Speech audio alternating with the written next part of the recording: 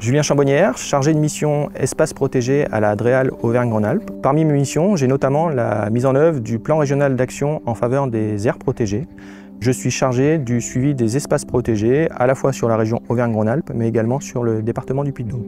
On se trouve ici à proximité du Puy d'Anzelle et du plateau des Vaugondières, qui sont des coteaux secs situés sur la commune de Cournon. La particularité du site, c'est qu'en fait, il est entouré de zones de grande culture et de zones urbaines, ce qui justifiait qu'à un moment donné, on étudie la possibilité de mettre en place des protections dans l'idée de préserver sur le long terme ce site.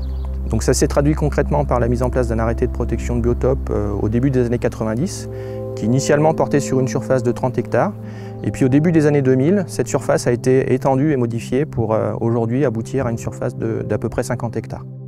Parallèlement à cet arrêté de protection de biotope, on est aussi sur un site Natura 2000, qui est un grand site Natura 2000 qu'on appelle Vallée Écotoque Zéro Thermique, qui fait plus de 2300 hectares.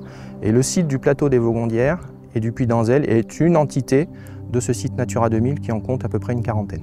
Le réseau Natura 2000 est un réseau d'espaces protégés européens, qui s'appuie sur deux directives, la directive Habitat et la directive Oiseaux.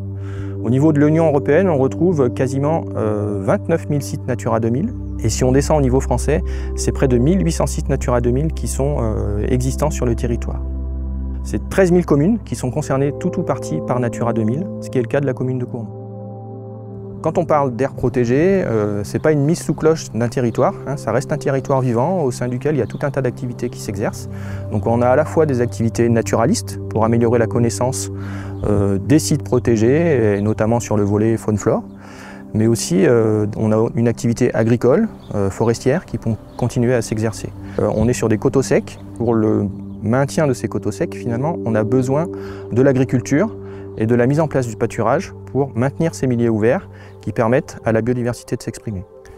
Je vous invite à présent à poursuivre votre chemin jusqu'à la prochaine borne où vous pourrez découvrir des éléments liés à la flore présente sur le site, mais également liés à la cueillette.